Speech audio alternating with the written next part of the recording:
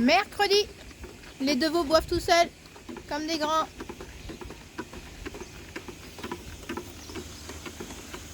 C'est bien ça. C'est le début qui est pas facile. Voilà, t'es calmé depuis hier toi? C'est bien quand il fait sec, bah, les niches, elles restent plus longtemps propres. Vous voyez la paille là?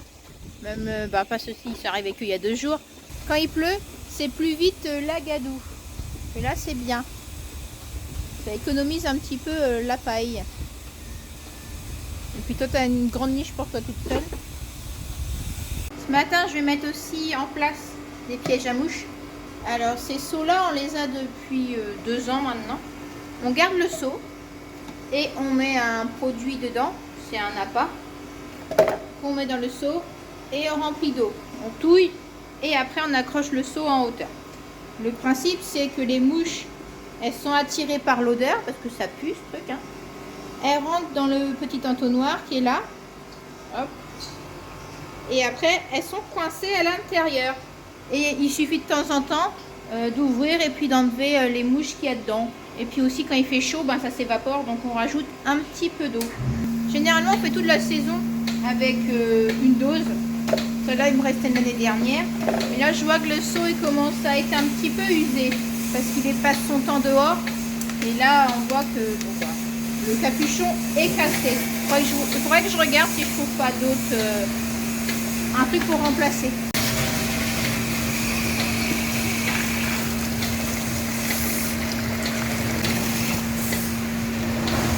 Je mets de l'eau un peu tiède pour que ça mélange mieux. Voilà. On va aller derrière pour touiller ça. On a 2 seaux, un devant et un derrière de la salle de traite. Là je vais touiller le truc. Il y a plusieurs marques qui font ça, hein, parce que jusqu'à présent on en avait 2, comme ça orange. Mais il y a un seau qui est cassé. On a recommandé un chez un autre fournisseur. Voilà. Et il faut que je rachète de l'appât parce que j'en ai plus d'avance. Il y a quelques années j'ai trouvé ça dans les archives. Ça me sert en fait pour ramasser les mouches qui sont mortes dans le seau. Comme ça quand il y en a plein, j'enlève juste les mouches. Et je rajoute un petit peu d'eau s'il y a besoin. Et puis hop, c'est reparti pour un tour. Bon allez, je vais l'accrocher en hauteur. Voilà, il est attaché. J'espère que le couvercle va bien tenir parce que comme il est cassé. Sinon, ben, je rachèterai un seau. Voilà. Je vais m'occuper des veaux là. Eau, foin, granulé. Donc on a une visio après à 9 h avec les Japonais pour le reportage de juin. Et cet après-midi, visite d'exploitation. Bon, on ne vous en parle pas trop de nos visites parce que tant que rien n'est fait, qu'on n'a rien signé, on ne veut pas en parler. Voilà, quand on sera sûr de nous, qu'on aura signé quelque chose, parce qu'il peut se passer plein de choses, hein, on peut dire ouais on a trouvé tout ça, et après on n'a pas les autorisations d'exploiter, il y a plein de choses, ou quelqu'un d'autre, et la ferme est prioritaire sur nous, ben voilà, ça peut arriver, même si j'ai mon joker JA, on ne sait jamais. Visio terminée avec l'équipe japonaise, donc ils viennent là fin juin, pendant 2-3 jours. Ils vont nous suivre, comment dire ça, à la ferme et à la maison. Ils veulent voir une famille française, donc il va falloir que je montre comment on fait des crêpes. C'est bien. Il faut que je fasse de la bilique et tout ça, donc qu'est-ce qu'on va faire d'autre? Les travaux quotidiens. Ouais, ils veulent voir comment on arrive à gérer la vie de famille avec le boulot, si on s'en sort en fait. Et notre bonne humeur. C'est ça qui est ressorti aussi. Voilà, Julien est là parce qu'il repart pour une autre visio. Là c'est pour la Pâques. Il est temps, il faut faire ça pour aujourd'hui. Il faut signer pour ce soir. Ouais. Mais c'est juste des modifs parce qu'on n'a pas... Ouais. On a changé un peu les parcelles de maïs par rapport à ce qui était prévu. Il faut revoir ça là maintenant. Et je la signe aujourd'hui et puis c'est réglé comme ça. Bon allez, je vais faire mes poules. Aujourd'hui, vendredi 1er juin, je viens de voir la maman de Plume. Je la suis et je sais pas où elle va. La voilà. J'aimerais bien savoir où elle m'a caché les autres. Et je pense ils sont pas loin du bâtiment.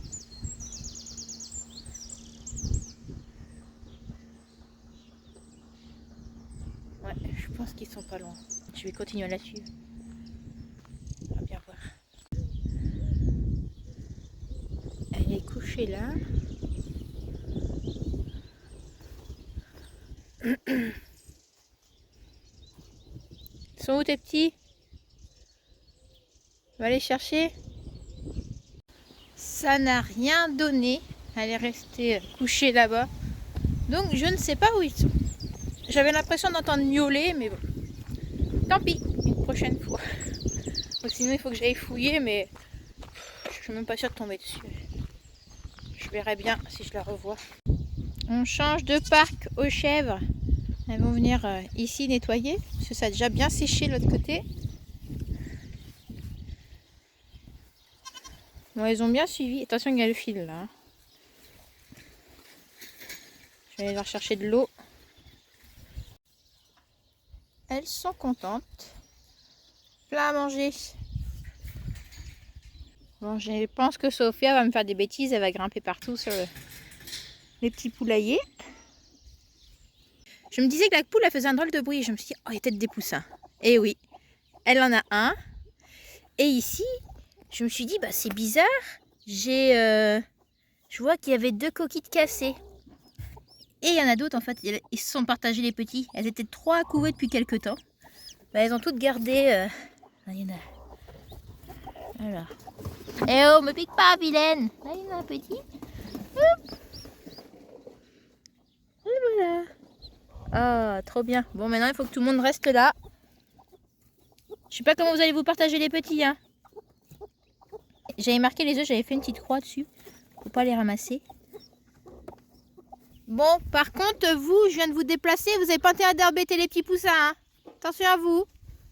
N'est-ce pas, Sophia? Alors, je sais pas combien il y en a. Je crois que j'en avais gardé 6 ou 7. Je sais pas s'ils ont tous marché. Bon, bah c'est bien ça. Comment tu vas pas se perdre, lui? Elle a eu le droit de garder un. J'en ai une autre depuis quelques jours là. Par contre, je vais ramasser les œufs. Ici. Eh oh, fais pas ta vilaine. J'ai pas besoin. Hop. Voilà. Qui sont les bébés? Il y en a un avec une là. Il n'y a que un? Non, si, il y en a plein dessous là. Aïe. Il doit en avoir 6 ou 7 normalement. Je sais plus combien j'avais laissé en dessous. Ils sont bien mes petits bidons là, les ont. 3. Il y en a un dehors avec une. Il y en a 3. T'es mignon toi. Allez, va voir maman. Oh. Aïe. Je sais pas combien il y en a exactement. Il y a des dés qui sont pas éclos.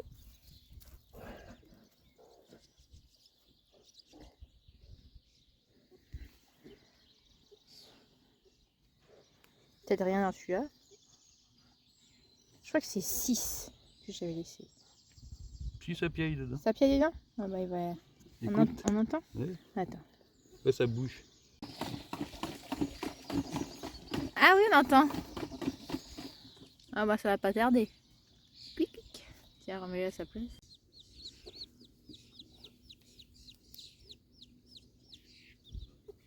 Donc là ça fait 5 du coup. Parce que j'en ai 4, un dehors, ça fait 5 et le 6e qui est pas sorti encore. Bon bah parfait. Bon. Ah, ça va mieux l'étiquette là. On va plein à manger. Une vraie ménagerie. Ça fait du monde. J'ai grandi avec des animaux.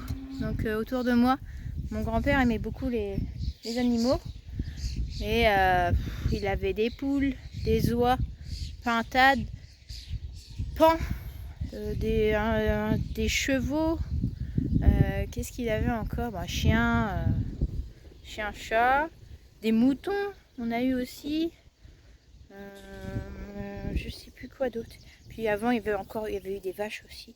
Et ça j'ai pas trop connu chez ce grand-père là. Chez mon autre grand-mère oui, mais pas de ce côté là. Bon allez, on va boucler un veau. Caché où?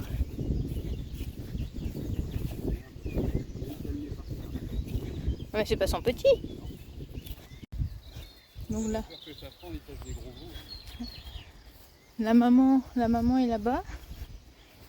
Ça c'est d'autres génisses. Alors les filles, comment ça va? On vient pas t'embêter toi. Moi je surveille la mer.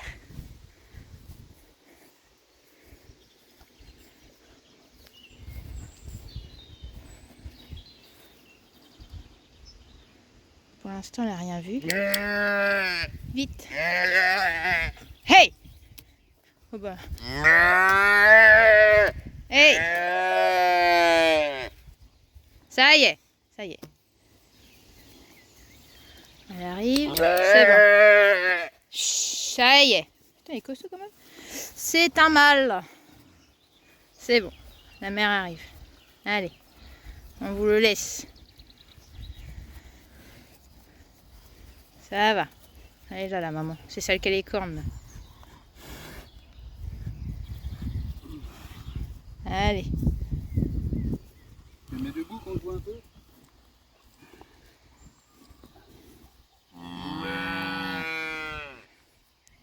Allez, Ludo. C'est bien. C'est grand, hein. Oui, haut sur pattes. Très haut, ouais. Pas très large, mais c'est donc un petit safran, quoi. Ouais, ouais. Bon, en tout cas, la mer est cool. Il est un peu creux, hein. Faudra surveiller qu'il t'aide. Bon, on n'est pas sûr qu'elle s'en occupe. Parce qu'elle reste pas avec. Et puis, il essaye de téter une autre. Et non, il n'y a pas de lait chez les autres. C'est des génisses. Ah, crotte. Est-ce qu'elle a l'instinct? C'est pas sûr, ça.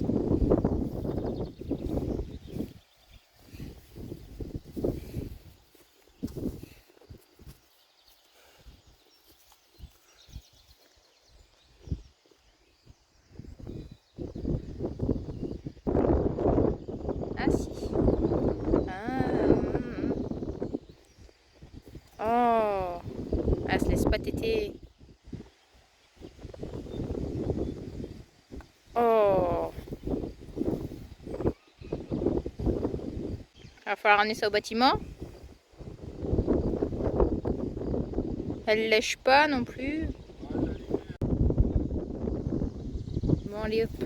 On va les ramener au bâtiment pour être sûr. Surveiller. Bon, un peu compliqué, elle veut pas venir. Et on la pousse, elle avance pas.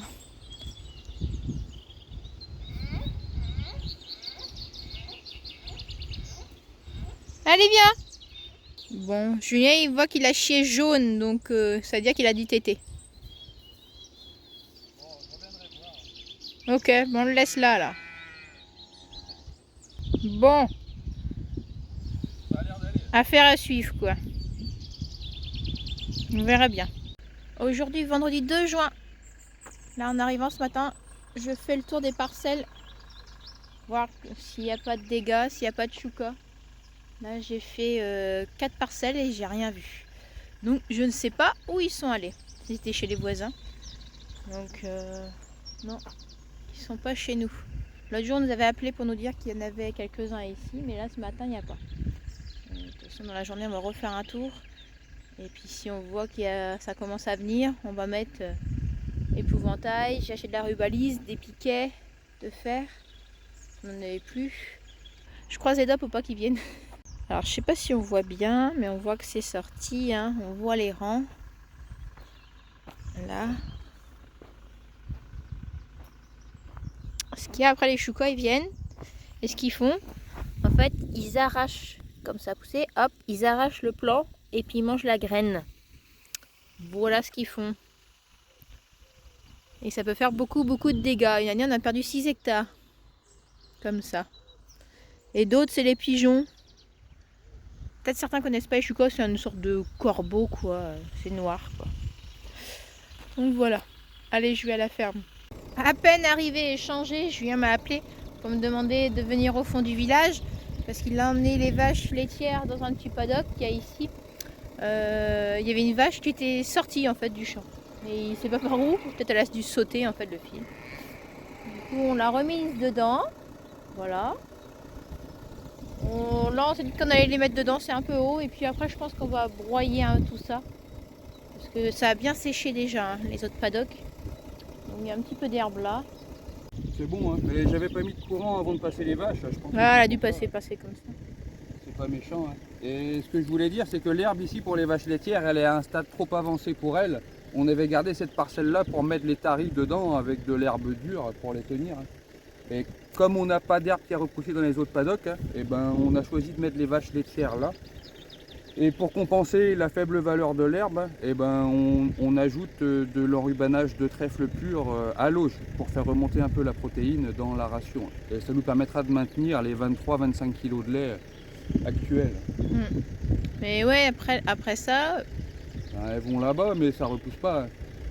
On n'a plus d'herbe là, on va devoir taper dans les stocks déjà. Ouais.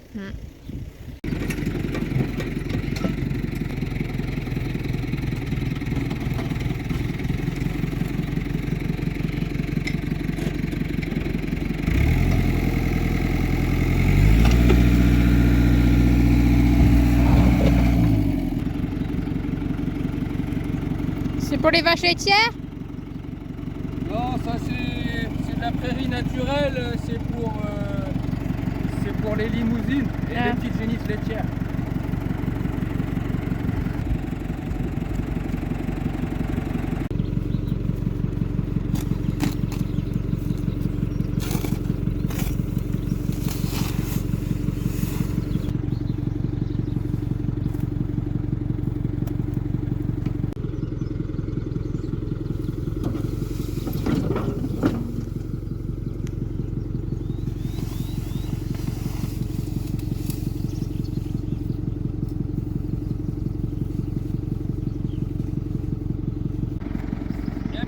Dans la cabine.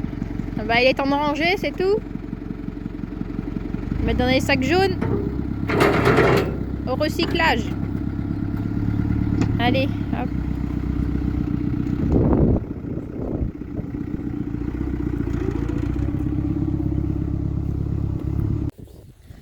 T'as pris notre botte, ça c'est une percée ça? Ça c'est pour les... Bon, je l'avais mise de côté parce qu'elle était percée. Ça c'est pour les vaches laitières. C'est quasiment que du trèfle violet pur avec un peu de fétuque. Ça c'est hyper énergétique, hein. C'est une petite coupe, il y avait épais comme ça peut-être. Mais grosse valeur, hein. Ça fait du lait. Tandis que la botte qu'on a mis sur la dérouleuse, si on donnait ça aux vaches laitières, automatiquement on perdrait 2 à 3 kg de lait par vache par jour. Donc le bon pour les vaches laitières, le moins bon pour les génisses et pour les autres. Bon, là on est à l'endroit où on stocke nos enrubanés. Ouais, donc là on a eu une bonne idée de ce qu'on a fait en fauche jusqu'à présent. Hein. Alors, hop, ça commence là-bas, le camp moche. Fauche, le plus ça qui humide. tient pas debout, on en a déjà parlé, c'était Ouais. des bottes de trèfle qui étaient humides, on avait dû presser juste avant la pluie. Et on peut voir ici ce que ça donne les dernières fauches d'enrubanage. Donc il faut que je note sur les bottes avant que j'oublie comment c'est rangé. C'est rangé du coup par variété. On a le méteil, les 94 bottes de méteil elles sont là.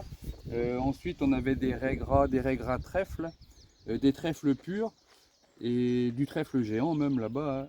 Et en dernier du triticale.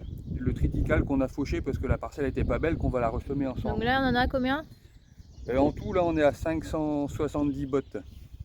Donc on est bien, j'aimerais bien pour sécuriser aller encore 150 ou 200 bottes avant la fin de l'année, hein, parce que c'est déjà très sec, hein, on commence déjà à taper dedans, hein, et on sait que Ouais, si ça continue comme ça fait quoi, 3-4 jours que tu commences à aller dedans là? Ouais, ça va être compliqué hein, si ça commence comme ça l'été. Ça, Et ici quand ça a séché, l'herbe ça repart pas après, pas avant septembre. et qu'est-ce que je veux dire? On nous a encore posé la question pourquoi vous faites autant d'enrubanés, on en avait déjà parlé, pourquoi on le fait. Ah oui. Ah bah oui, la question va revenir. On l'a déjà expliqué, même dans les vidéos, les gens regardent pas, vous regardez pas tout, je comprends des vidéos, mais des fois il y a des... Vous passez à côté d'infos très importantes. On va le redire, c'est vrai que ça aurait coûté 2 fois moins cher de faire un tas d'ensilage d'herbe, mais pour alors toutes mes matières auraient été mélangées, que là je peux faire le tri, les méteilles, les triticales, ça va plus aux vaches taries, et que tout ce qui est trèfle pur, on garde ça pour la ration hivernale des vaches laitières. Et pas de silo, encore une fois. Et on n'a pas de silo non plus, c'est pas facile. Donc on espère dans la prochaine ferme on aura.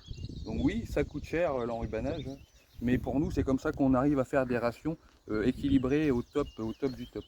Là tu as coupé du foin. Et cette semaine du foin, 22 hectares en tout, ça sèche très très bien de ce temps-là. De toute façon, on n'a pas d'eau d'annoncer encore à 10 jours. Du coup, j'ai coupé tout ce qu'il y avait en espérant qu'on ait un peu d'eau sous 10 jours et qu'on ait une repousse pour cet été un peu. On va faire du foin et puis des petites bottes, normalement. Et le maïs qui lui a été semé la semaine dernière est bien levé. Il y a une très belle levée. J'étais tout à l'heure, je vais faire un petit tour vite fait. On avait un peu peur des choucas, du coup Elodie va surveiller tous les matins s'il y a des choucas dans les champs. Parce que chez les voisins, il y a eu des dégâts. Chez nous, ça va? Non, il n'y a rien. Bon, bah tant En mieux. croisant les doigts que c'est... Mais je trouve qu'il cavale très très vite le maïs. Là, depuis qu'il est levé, il va super vite. Donc on prévoit déjà un passage de versetterie la semaine prochaine. Ce sera la Cuma d'Elvin, la Cuma des Tours qui va venir faire ça.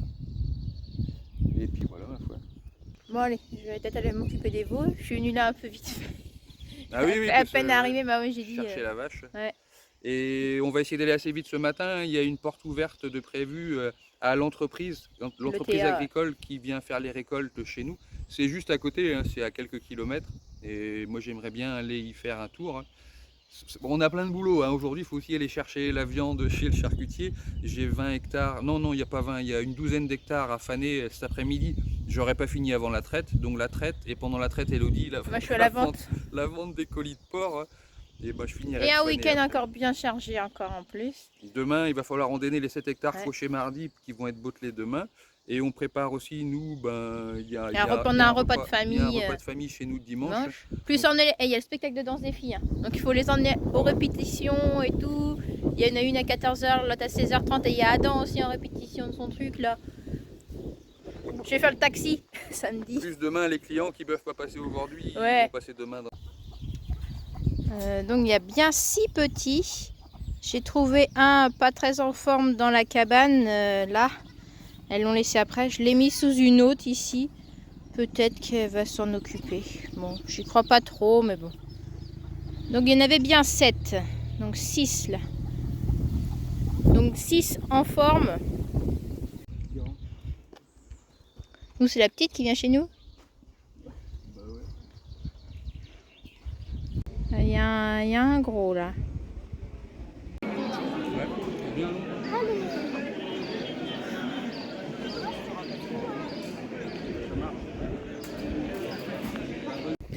Bon, on n'a pas pu rester longtemps.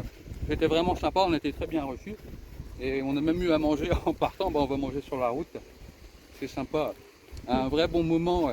Ça fait du bien de sortir un peu de la ferme et de voir des gens un peu.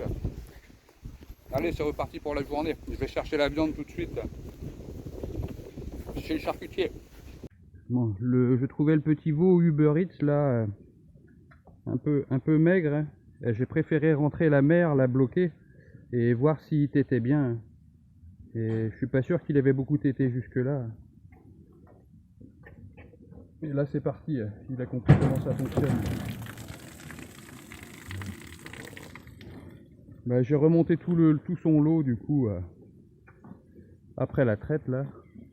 Il y a Josiane, la concierge là-bas. Ça va les filles? Je vais garder ce petit monde là en stabulation pour la nuit.